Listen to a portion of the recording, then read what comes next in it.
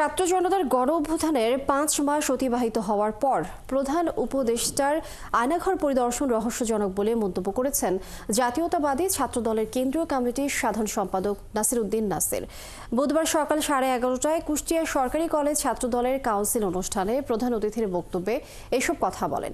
তিনি বলেন, গণ অভ্যুত্থান পরবর্তী সময়ের কয়েকদিন পর আয়নাঘর পরিদর্শনে যাওয়া উচিত ছিল, কিন্তু তা না করে গণ অভ্যুত্থানের ৫ মাস পর আয়নাঘর পরিদর্শন রহস্যজনক বলে মনে হয়েছে। তবে দেরিতে হলেও বাংলাদেশের মানুষ দেখেছে, বিরোধী মতকে খুনি হাসিনা দমন করতে বছরের পর বছর আয়না ঘরে আটকে রেখে কি নিষ্ঠুর নির্যাতন করেছে।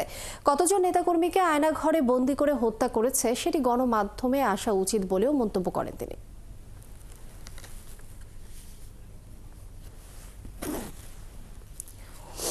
যে আয়না ঘরে কিরকম খুনি হাসিনা বাংলাদেশের বিরোধী মতকে দমন করতে কিরকম নিষ্ঠুর নির্যাতন করেছে, বছরের পর বছর ধরে অসংখ্য বিরোধী মতকে আয়না করে বন্দী রেখে নিষ্ঠুর নির্যাতন চালিয়েছে।